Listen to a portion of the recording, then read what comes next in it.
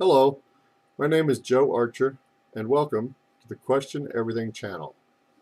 On this channel, I present alternative arguments to the general consensus. Arguments I contend aim higher than our leaders are either capable of or directed to do.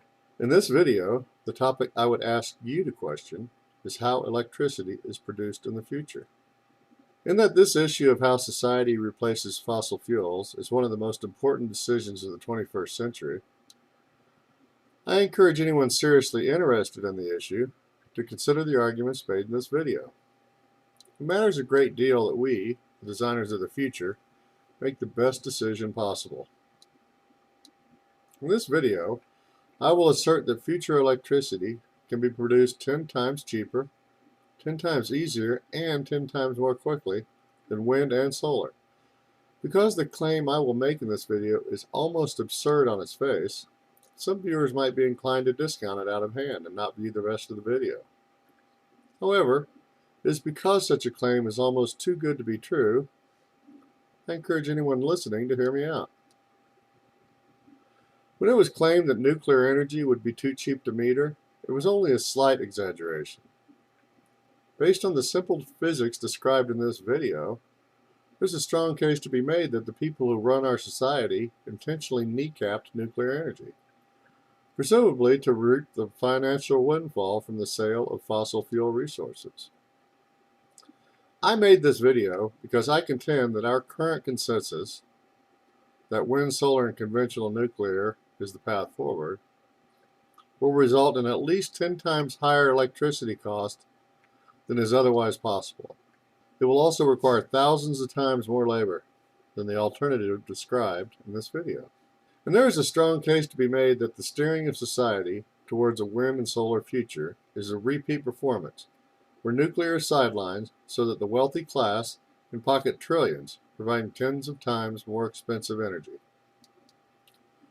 I like to think that anyone watching this video would agree that in whichever way our society chooses to produce electricity in the future, the decision should be based on an unbiased evaluation of principal metrics. Those being, in the order of importance, safety, environmental impact, cost, and ease of implementation and maintenance. But before I go into these specific metrics, I want to emphasize this issue of maintenance. From my personal perspective, this issue of future labor requirements to maintain the grid is the issue I consider more important than cost.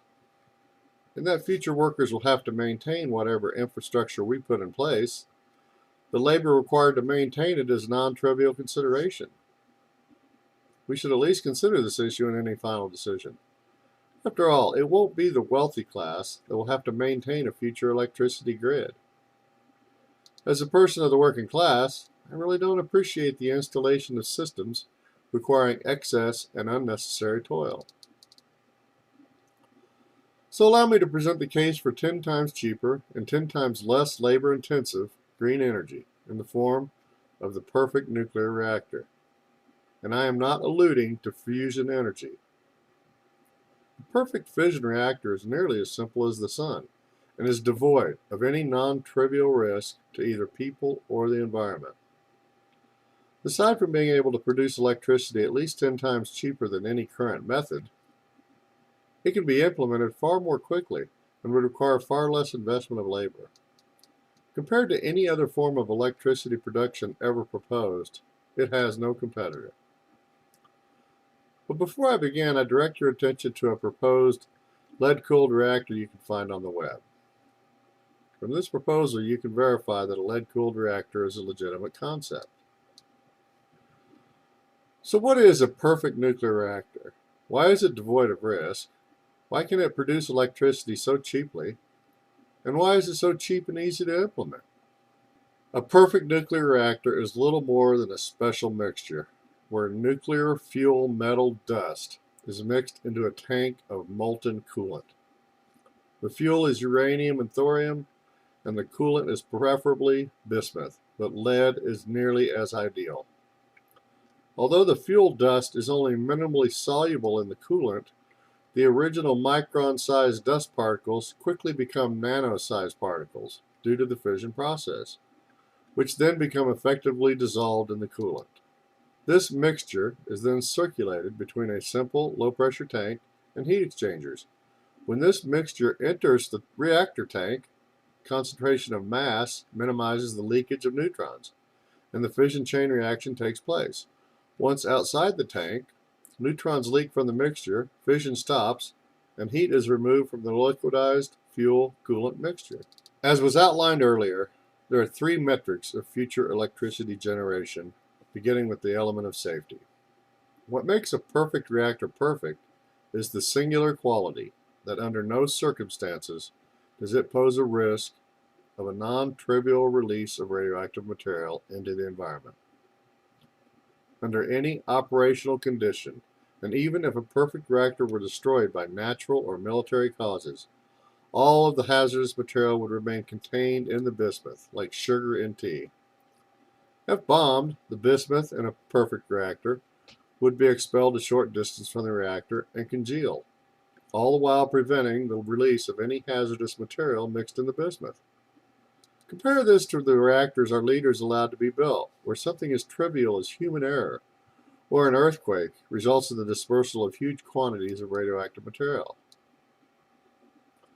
The second metric of electricity generation is the environmental impact. It is widely accepted that conventional nuclear plants pose less of an environmental impact than wind or solar. While conventional plants currently evaporate prodigious amounts of fresh water or heat bodies of water, these impacts could be affordably eliminated. However, the impacts of solar land usage and wind turbine bird kill may not be something that can be mitigated.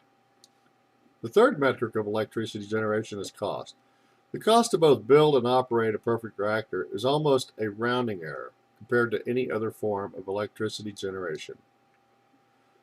The cheapest method for producing electricity today is the combined cycle natural gas plant, where 90% of the cost is the fuel itself. A perfect reactor would produce electricity for the cost of a natural gas power plant minus the cost of the gas. Consider a first approximation estimate of the cost. A 14-foot diameter sphere reactor might require $10 million worth of bismuth. Cost of a low-pressure tank, 2 pumps, 2 heat exchangers, and a waste removal system. Even if you assumed a 1,000% escalation over the cost of materials, you would still have to work hard to hit $250 million. Because the fuel is in the form of infinitesimally small particles in the bismuth, the heat generation rate of the reactor is only limited to the flow rate of the bismuth, as heat is imparted to it nearly instantaneously. It's not an exaggeration to say that a perfect reactor the size of a conventional reactor vessel could generate 50 times more energy compared to a reactor whose heat generation and heat transfer rate is limited by the temperature and surface area of fuel rods. This might seem like a fishtail. However, we know that a nuclear weapon can liberate city-destroying levels of energy in a billionth of a second. And so you'll have to admit that the ultimate power generation rate of a reactor might have similar potential. So imagine a reactor capable of liberating 10 times more energy than conventional reactors.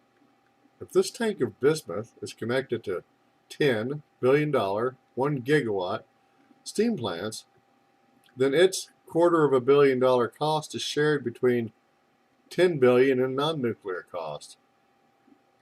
This is then only 2.5% over the non-nuclear plant costs, and truly is a rounding error.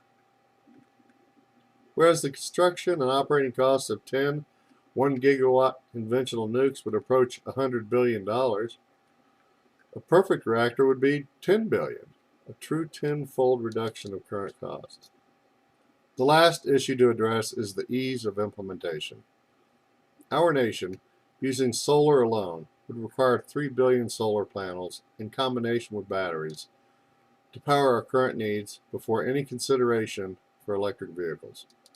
Factor in electric cars, and maybe that 10 billion panels is not out of the question. And then there's the issue of maybe 5 days of battery storage. Of course, most of the energy plans are for wind turbines. However, even with wind, it would take 500 pretty large 6 megawatt turbines and a lot of batteries to replace just one baseload conventional nuke. Not only is this a mind-boggling installation issue, it is an even more horrifying maintenance issue. As everyone knows, your car gets dirty just sitting outside. Imagine having to wash billions of panels every so often or after every light rain. We have a hard enough time with snow plowing. We don't need to add solar snow removal. Let's face it, a billion of anything is an incomprehensible number. Pity the future workers. But beyond just the simple logistics, wind and solar are problematic. An ice storm took out the wind turbines in Texas. As for solar farms, a single hailstorm could cause a calamity. Even a simple snowstorm is an issue, as it would happen during a time when the energy is needed most. Then there's the seasonal variability. Wind blows the most in spring and fall when electricity demand is at a minimum. Solar is a maximum to match high summer demand, but it is a minimum during maximum winter demand. Even optimized desert-based solar or ocean-based wind is still problematic, even if less so. Then there's the longevity issue. Since wind and solar have a 10 to 20 year life cycle, just about the time you got a zillion units installed, you'd have to immediately begin tearing down and rebuilding. In contrast, 105 gigawatt perfect reactors would be sufficient for our current electricity usage, and electric cars would require maybe triple that number. As for longevity, a tank, pumps, turbines, and generators have nearly unlimited lifespans, and even if they need to be replaced, it requires far less manpower and cost. Up to this point, I have presented the arguments that a perfect reactor is perfectly safe, poses the very least environmental impact, can produce electricity 10 times cheaper, and can be implemented far more easily and quickly. Now I will give you my take on renewables. To be honest, I do love the idea of things like a perfect passive energy system, as even a perfect reactor requires the operation and maintenance of heat exchangers and turbines. I can imagine a perfect passive collection system where space-based reflectors direct sunlight to polar-based solar collectors. In such a system, no birds would get killed, dust and snow would not occlude the panels, and it might be seen as a pretty ideal system. However, even if you minimize the logistics of millions upon millions of passive collection elements and was able to implement it in a way that did not burden future workers with billions of hours of required toil, there's still the issue of cost. If the cost of implementing a perfect passive collection system is 10 times more expensive than otherwise possible, it will always be a hardship for the poor and will significantly hinder development in underdeveloped countries. The poor can't afford the luxury of romanticizing renewable energy in lieu of 10 times cheaper alternative. I question anyone's right to decide that posterity should pay 10 times more for their electricity because you love the idea of solar and wind or just hate or fear nuclear energy. At this point, it is possible the reader is left with one obvious question. If a perfect reactor is so simple and possible, why has it never been proposed in the history of the nuclear industry? And this is a very good question. After all, it has been known since the dawn of the nuclear age that the very simplest reactor is a solution. It is also obvious that fuel mixed in a high melting temperature coolant would be safely entrained even if it is released to the environment. Interestingly enough, the government has spent billions on every imaginable reactor design that was, by definition, intrinsically dangerous. They investigated every single reactor design that builds up waste in fuel cladding and should never ever be built. And the one intrinsically safe design that was investigated, the molten salt reactor, was flawed from the outset. Silly wabbit, don't you know molecular bonds break in high radiation fields? Everyone knows that you need liquid metals to build an intrinsically safe reactor. So how is it that the very stupidest idea of putting fuel in rods was the only design ever licensed by the Nuclear Regulatory Commission? And it is with this question that I now ask the listener to consider helping me promote the very best way to replace fossil fuels. I contend that the NRC committed fraud when they approved current reactor design. The NRC told the public that the risk of a catastrophic release of radioactive material into the environment was an inherent risk of nuclear energy.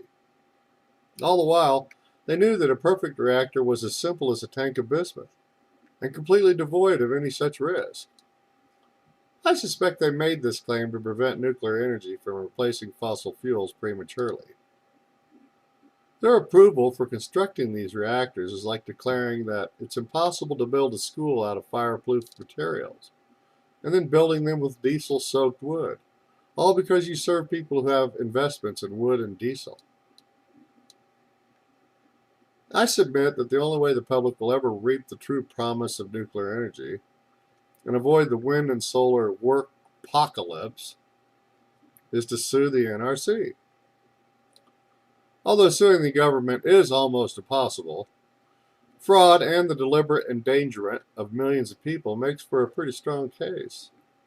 I feel strongly that the intrinsic safety and simplicity of a perfect nuclear reactor is so straightforward that it is nearly impossible for the NRC to argue that it never occurred to them or that their building of intrinsically dangerous reactors was an oversight. If there are enough listeners willing to support such a lawsuit, not only will we be able to hasten the elimination of our current dangerous reactors, but we can also give our progeny the smartest way to produce electricity. As I end this video, there's one fact I hope the listener will take from this presentation. All reactors in existence today pose an existential risk to people and the planet. Because they build up prodigious amounts of high-level waste within a high-pressure steam vessel, if an enemy ever so chose and successfully bombed or even shelled an operating reactor, the resulting steam explosion would blow 40 billion trillion disintegrations per minute of radioactive hell across the landscape. This is not sci-fi fantasy. It's just how current reactors are built. The sooner we replace such stupid reactor designs with perfect reactors, the sooner we'll never have to worry that we might one day wake up in a cloud of fallout because the next Timothy McVeigh targeted the nuke plant.